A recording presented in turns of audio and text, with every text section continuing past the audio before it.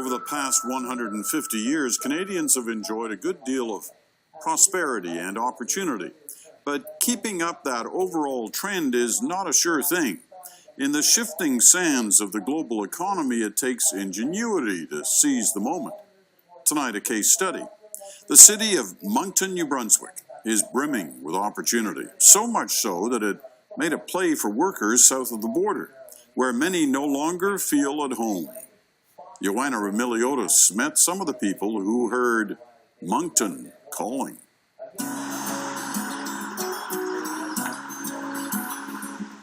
Manchester, Connecticut. A small, sleepy town a couple of hours north of Manhattan. If you're going to move for a job in the city, you would think the Big Apple is the place to go. Think again. So how much do you know about Moncton? I would say not too much. Wow, this looks like fun, doesn't it? Not much is a start, considering a few months ago, Nicola Graham hadn't even heard of the place. But that was before the scrappy little Canadian city came calling. And now this engineering specialist and her family may be the next ones to come from away. It seems to be up and coming. Like, there's a lot of hiring and it's growing, which is always good. You know, it's a nice small town, there's a beach. I mean, you know, how much better can it get? Who knew Moncton, New Brunswick is where it's at? Yep, there are nearly 1,000 openings in the city today, and at least 1,000 more jobs coming soon, many of them in high-skilled trades like IT. But there aren't enough qualified people here to fill them. Not enough qualified people in Canada willing to move here. So Moncton, a city poised to boom, devised a plan to not go bust. Now we see an opportunity with the United States with the new president. And Donald Arsenault is the Minister of Immigration in the only province in Canada with a declining population. He really needs people to move here. So when he saw a Trump card, he didn't think twice about playing it. there are people looking elsewhere. They're maybe uncertain about their future in their own country. Maybe they want to look elsewhere. And we feel that Canada, with our strong values and principles that we do have, is so important, and it's who we are. And I think that opens a lot of eyes. Moncton has peddled its maritime charm and low cost of living to prospective employees before. But in a savvy move, it figured the time was politically right to make that pitch south of the border. So one day after the U.S. election, a day after Donald Trump won, New Brunswick launched a bold campaign and announced it would be holding a job fair in the U.S. The phone started ringing off the hook. I'm leaning towards this one. But... Graham was one of the first to call and bought a new interview outfit. She and her husband Mark don't need jobs. They both have good ones here in IT. But a sense of foreboding set in last fall, and she can't shake it.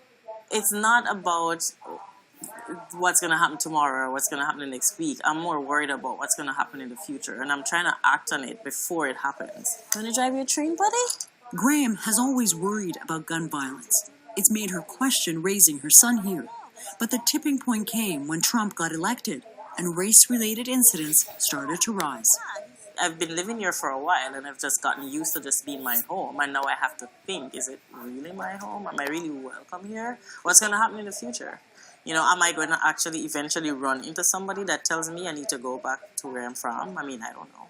Now, based on some of the leadership and some of the comments, it comes across as it's okay now to be, as Nicola mentioned, more emboldened.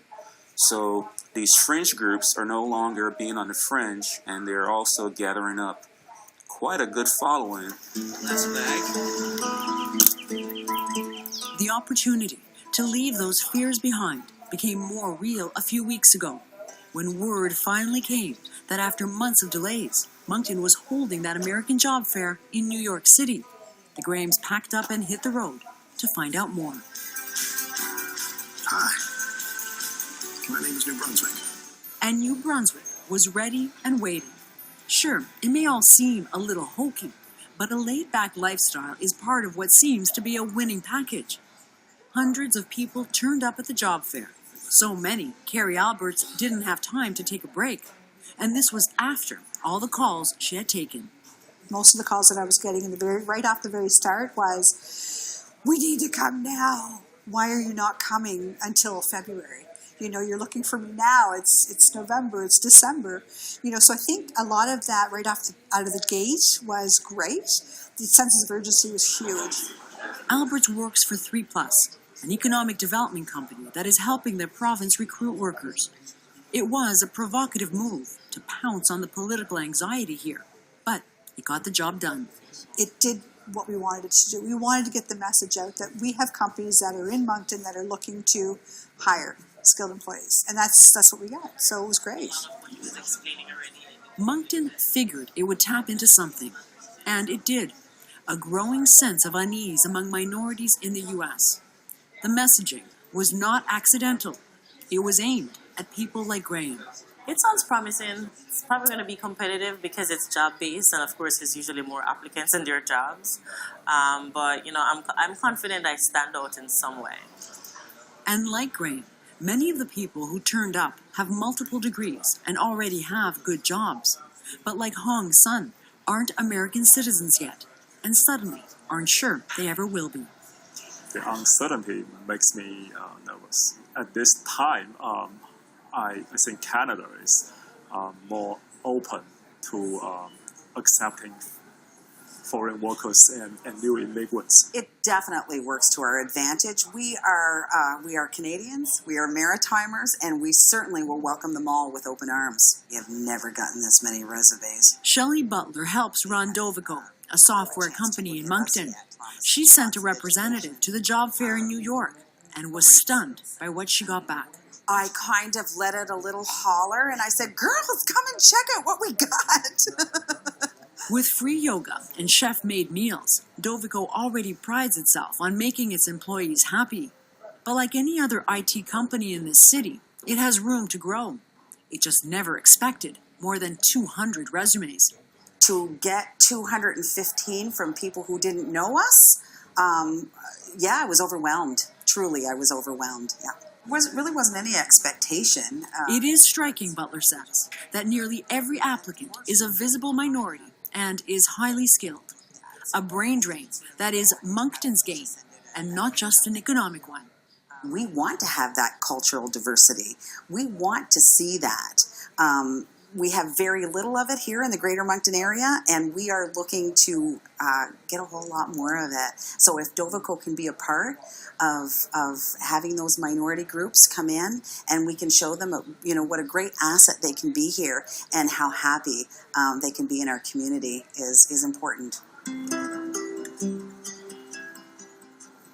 The soft sell, friendly town, access to the coast has another ace too.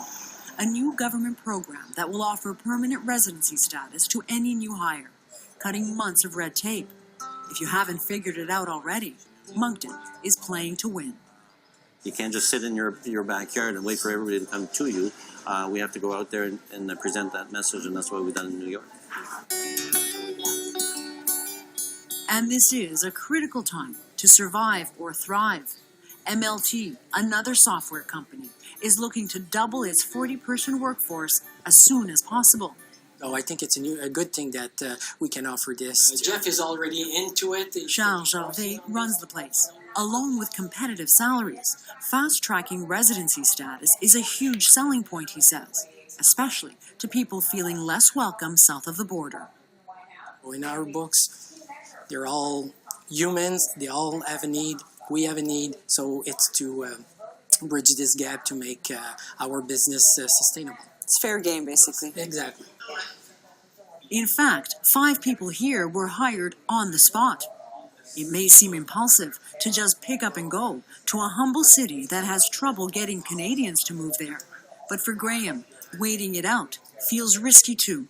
It's more than just a president. It's more than just an administration. So and then the culture. I mean, if the culture is so that people become anti-immigrants, it doesn't matter who leaves. If he leaves in 4 years, that's still going to be there. So it's more than just what's happening in the current administration. It's bigger than that, at least for me. Graham hasn't had any offers yet. Moncton is still taking resumes. And if its plucky pitch pays off, the small maritime city may just prove to be the land of opportunity no one had heard of before. Joanna Brumaliotis, CBC News, Moncton.